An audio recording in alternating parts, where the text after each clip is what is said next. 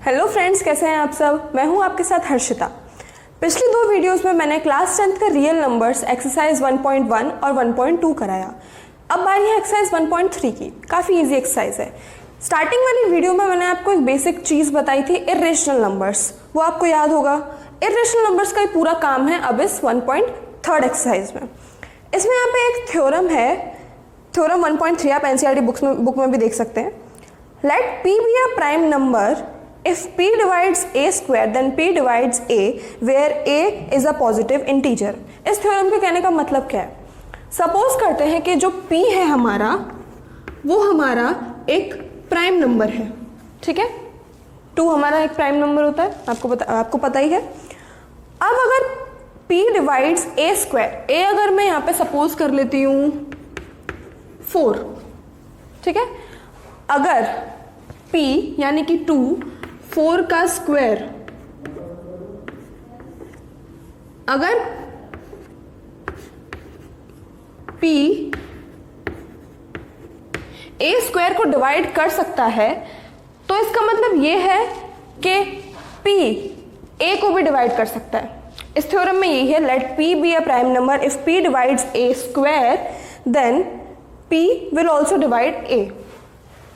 Means A square को अगर ये डिवाइड कर सकता है तो P जो है वो सिर्फ A को भी ज़रूर डिवाइड कर सकता है, ठीक है, for any positive integer I। ये एक थ्योरम है, इसी के बेसिस पे थोड़ा एक्सरसाइज में काम आने वाला है। और अब मैं एक्सरसाइज के लिए आपको एक एग्जाम्पल समझाऊंगी, उसके बाद हम एक्सरसाइज के क्वेश्चंस पे चलेंगे, ठीक है।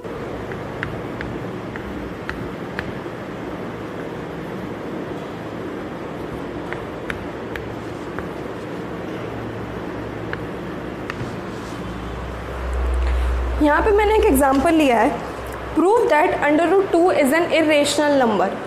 हमें ये पता है, फर्स्ट एक्सरसाइज में बता दिया था कि जो रूट्स वाले जो नंबर्स होते हैं वो हमेशा इरेशनल होते हैं, लेकिन अब हमें इसे प्रूव करके लाना है।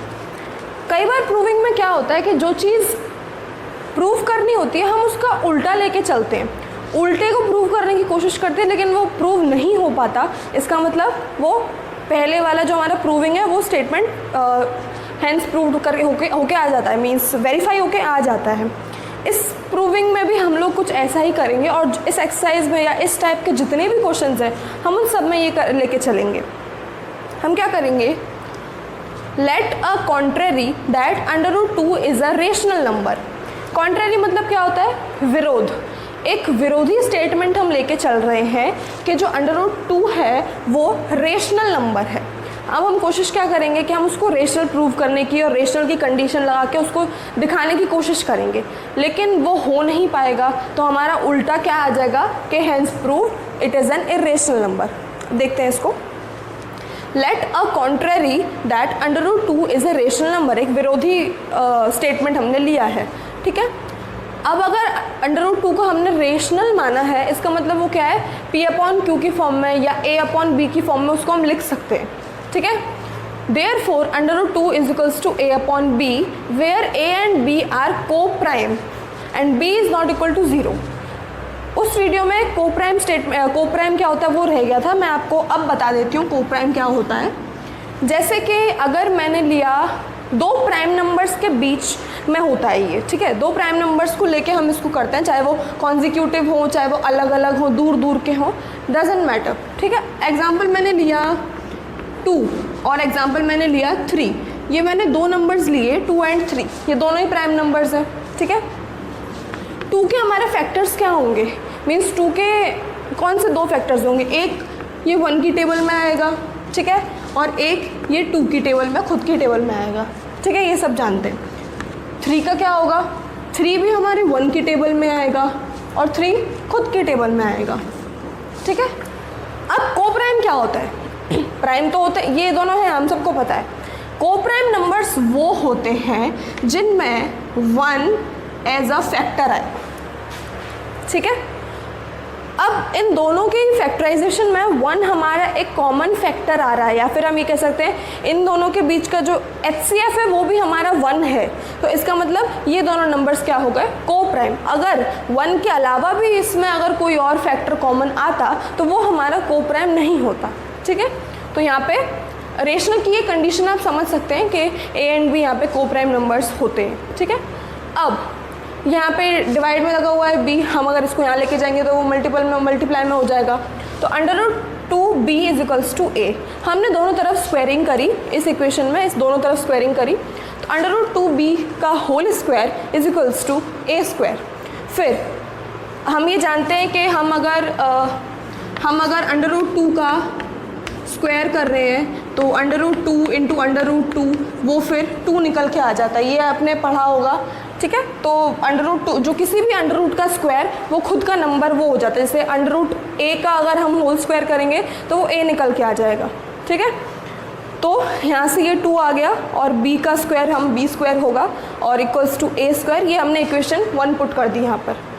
उसके बाद b square is equals to, यहाँ से 2 को जो मल्टीप्लाई में है b स्क्वायर के उसको हम डिवाइड में लेके चले गए, तो a स्क्वायर अपॉन 2।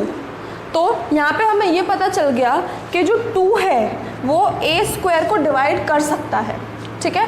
अब अगर 2 a स्क्वायर को डिवाइड कर सकता है तो 2a को भी डिवाइड कर सकता है। ये मैंने आपको अभी एक थ्योरम बताई थी प्राइम नंबर वाले, इसमें p अगर a स्क्वायर को डिवाइड कर रहा है तो p a को भी डिवाइड करेगा, उससे ये चीज़ है, उस थ्योरम का इम्पोर्टेंस है, ठीक है। 2 divides a square, therefore 2 divides a also, ये हमने इक्वेशन 2 पुट कर दी यहाँ पे। अब इसके बाद का step, let a is equals to 2c। अब हमने a को 2c सपोज कर लिया है, ठीक है, for some integer c and put it in equation first. Where is equation first? This is the equation first. a को हमने यहाँ पे c माना है, ठीक है, a को हमने 2c माना है और हम इसको अब इक्वेशन फर्स्ट में पुट करेंगे। पुट करने के बाद 2b का स्क्वायर इक्वल्स टू 2c का whole square, 2b square equals to 2 का स्क्वायर कितना होगा 4c स्क्वायर। अब नेक्स्ट स्टेप यहाँ पर है b स्क्वायर, यहाँ मल्टीप्लाई में है 2, हम इसको यहाँ पे डिवाइड में लेके चले जाएगा। b square is equals to 4c square, इसको हम 2 से यहाँ इसको काट देंगे तो ये क्या हो गया b square is equals to 2c square. अब 2 की स्क्वायर यहाँ मल्टीप्लाई में हो गया, ठीक है। अब इसको हम यहाँ पे डिवाइड में लेके चले गए, ठीक है। अब इससे क्या पता चला, देयरफॉर 2 डिवाइड्स b स्क्वायर, ठीक है। थ्योरम का यूज़ करके if 2 divides b square then 2 also divides b, इसको हमने नाम दे दिया equation 3। From equation second, where is second, this is second equation, 2 divides a rational वाला a, ठीक है। And here the third equation is 2 divides b। हमने यहाँ सपोज क्या किया था, a and b are coprime. Coprime का मतलब क्या, सिर्फ 1 ही एज अ कॉमन फैक्टर आना चाहिए। अब देखिए a and b have at least 2 as a common factor, मतलब 2 डिवाइड्स a, 2 डिवाइड्स b, मतलब कि a और b जो भी नंबर हैं उनके पास 1 के अलावा एक और फैक्टर है, एंड व्हाट इज दैट 2। ये हमने प्रूव करके यहाँ पे दिखाया, ठीक है। Which contradicts that a and b are coprime, which contradicts, यहाँ पे कंडीशन रेशनल के बाद क्या थी, where a and b are coprime number, ये कंडीशन थी, ठीक है। अब जब हमने ये प्रूव करके दिखाया तो हमें ये भी पता चल गया कि 1 के अलावा 2 भी एक कॉमन फैक्टर आ रहा है। इसका मतलब ये एक विरोध हो गया कि हम तो प्रूव कर रहे थे कि और कोई फैक्टर नहीं आएगा, लेकिन आ चुका है। इसका मतलब जो हमने सपोज किया था कि अंडर रूट 2 रेशनल नंबर है और रेशनल नंबर की ये कंडीशन है जहाँ पे सिर्फ को प्राइम नंबर होगा, लेकिन ऐसा नहीं हुआ, वो प्राइम नंबर भी हो गया। तो अब हम ये कॉन्ट्रडिक्ट होके आ गया, एक विरोधी स्टेटमेंट आ गया कि a एंड b आर को प्राइम, ये हो चुका है, नेगेटिव विरोध हो चुका है इसका। So our assumption is wrong. हमारा जो एजम्पशन था कि कॉन्ट्ररी हमने लिया था कि अंडर रूट 2 एक रेशनल नंबर है और हम उसको प्रूव करने की कोशिश कर रहे थे, लेकिन यहाँ पे कंडीशन से और प्रूविंग से, वो थ्योरम से प्रूव नहीं हो पाया कि वो रेशनल नंबर है। इसका मतलब क्या हुआ, बचा क्या, वो irrational number. So therefore under root 2 is an irrational number. ये एग्जाम्पल मैंने आपको लेके बताया। अब हम लोग चलेंगे एक्सरसाइज की क्वेश्चंस की तरफ। अब यहाँ पे थर्ड एक्सरसाइज का फर्स्ट क्वेश्चन ले रहे हैं और हमें प्रूव करना है that under root 5 is an irrational number.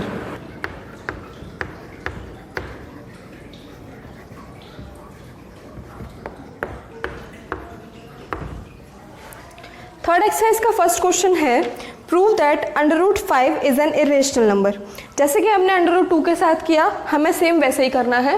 Irrational prove करना है, उसका हमने विरोधी अजम्पशन एक ले लिया है कि अंडर रूट 5 रेशनल है, फिर हम रेशनल प्रूव करेंगे लेकिन वो नहीं होगा तो फिर वो इरेशनल फाइनली प्रूव किया जाएगा। Let a contrary that under root 5 is a rational number, और रेशनल की कंडीशन अब under root 5 equals to a upon b, क्योंकि अगर वो रेशनल है तो वो ए अपॉन बी की फॉर्म में लिखा जा सकता है। ठीक है, a and b are coprime numbers condition and b is not equal to 0। यहाँ ये डिवाइड में है, मल्टीप्लाई में जाएगा, under root 5 b is equals to a, squaring both sides under root 5 b का whole square a square, under root मैंने आपको बताया रूट का स्क्वायर नंबर आएगा, 5b square equals to a square, equation first, b square is equals to a square upon 5, यहाँ ये multiply में है, यहाँ जाके डिवाइड में चला गया। अब यहाँ से हम देख रहे हैं कि 5 जो है वो ए स्क्वायर को डिवाइड लगा सकता है। थ्योरम के अकॉर्डिंग अगर वो ए स्क्वायर को डिवाइड लगा रहा है तो वो ए को भी डिवाइड लगा रहा है। ठीक है, इसको हमने इक्वेशन सेकंड का नाम दे दिया। अब हमने a को 5c सपोज कर लिया है फॉर एनी इंटीजर c, किसी भी इंटीजर c के लिए हमने a को 5c सपोज कर लिया है, और यहाँ इक्वेशन फर्स्ट में हम इसको पुट करेंगे। ठीक है, so 5b square equals to 5c square, 5c का whole square, 5b square equals to 25c square, यहाँ 5 मल्टीप्लाई में है, यहाँ लेके जाएंगे तो डिवाइड में हो जाएगा और बचेगा हमारे पास 5c स्क्वायर। अब ये यहाँ मल्टीप्लाई में, इसको हम यहाँ लेके जाएंगे तो ये यहाँ डिवाइड में हो जाएगा। फिर 5 कैन डिवाइड b स्क्वायर, फिर थ्योरम के according 5 can divide b also, this is equation third. अब इक्वेशन सेकेंड से और इक्वेशन थर्ड से हमें ये पता चल गया कि a और b को प्राइम नहीं है, क्योंकि को प्राइम क्या होते हैं जिन पे से 1 होता है एज अ कॉमन फैक्टर, लेकिन यहाँ तो हमारे पास 5 भी आ गया इन दोनों इक्वेशन के हिसाब से। इसका मतलब क्या हुआ कि a and b are not coprime numbers and they have 5 as a common factor as well, which contradicts that a and b are co-prime। ये contradict हो गया कि ये co-prime नहीं है। ठीक है, which contradicts that they are co-prime, मतलब कि विरोध हो गया कि वो co-prime है, इसका विरोध हो गया। ठीक है, therefore our assumption is wrong। जो हमने assumption लिया था कि अंडर रूट 5 रेशनल है, ये हमारा assumption wrong प्रूव होके आ चुका है, और इससे हमें पता चल गया कि अंडर रूट 5 जो है वो फाइनली हमारा इरेशनल नंबर है। तो इस तरीके से इनकी प्रूविंग्स होती है। ठीक है, अब हम चलेंगे सेकेंड क्वेश्चन की तरफ।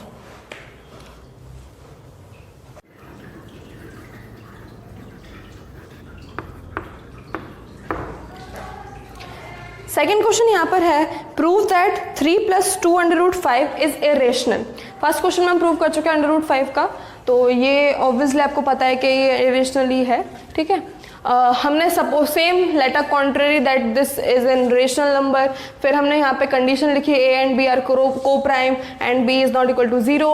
अंडर रूट यहाँ पे 3 + 2 रूट 5 है, तो हम 3 को अगर इक्वल्स टू के उधर लेके जाएंगे तो a अपॉन बी -3 हो जाएगा। यहाँ पे 2 रूट 5 इक्वल्स टू, यहाँ पे हम इसका एलसीएम लेंगे तो a -3b अपॉन b आ जाएगा। फिर अंडर रूट 2 रूट 5 में से 2 यहाँ मल्टीप्लाई में है, इसको हम यहाँ पे डिवाइड पे लेके चले जाएंगे। ठीक है, और फिर हम जब इसको अलग अलग करके डिवाइड करेंगे तो जो हमें ये पता पड़ जाएगा कि ये a और b जो है वो हमारे को प्राइम नहीं होते, क्योंकि वो डिवाइड हो जाएंगे। ठीक है, मीन से एक और फैक्टर उनमें आ जाएगा।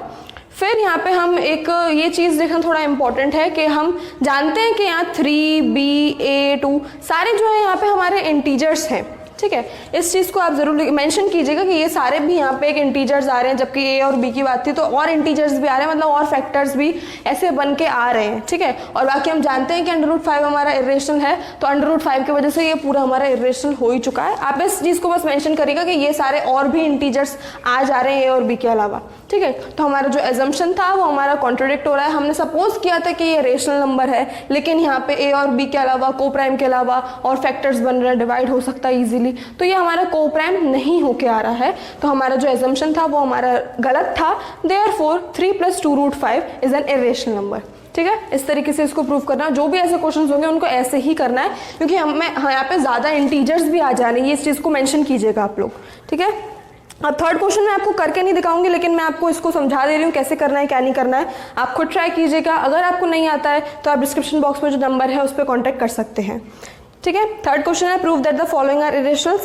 पहले दे रखा है 1/√2 का, सेम उस तरीके से हमको कॉन्ट्ररी लेनी है कि ये रेशनल नंबर है। फिर हम देखेंगे कि आप डिवाइड मल्टीप्लाई में लेके जाएंगे, फिर आप स्क्वायरिंग कर दीजिएगा बोथ साइड्स। उसके बाद आप ये देख लेंगे कि 2 जो है 2 एक कॉमन फैक्टर आ रहा है ए और बी का, ये आप करके देखिएगा। उसके बाद सेम √2 की तरह इसको हम करेंगे, जैसे कि मैंने आपको एग्जांपल बताया, उसको सेम उस तरीके से करना है और ये हमें पता पड़ जाएगा कि वो कोप्राइम नहीं है और हमारा एजम्पशन गलत है, तो वो इरेशनल प्रूव होके आ जाएगा। फिर है सेकंड पार्ट है हमारा 7/5। अगर मैं इस चीज़ को यहाँ से हटा दूँ, यहाँ पे 2 की जगह 7 होता तो आगे की फर्दर स्टेपिंग पूरी सेम होगी। इसके अलावा 3 के पार्ट्स के अलावा ये डिवाइड में चला जाएगा, फिर वो डिवाइड लगा पाएगा, स्क्वायरिंग करेंगे, वो सारा कुछ होगा, ठीक है। और फिर थर्ड पार्ट है हमारा 6 + √2, जैसे कि ये वाला है सेम हमारा थर्ड पार्ट ही है, उसको आपको सेम उसी तरीके से सॉल्व करना है, ज़्यादा कुछ नहीं करना। और आप अब नेक्स्ट थर्ड क्वेश्चन को आप करके देखिएगा। अगर आपको नहीं समझ आता है तो आप कॉन्टैक्ट करिएगा और अब हम आपसे मिलेंगे नेक्स्ट एक्सरसाइज में। Thank you so much.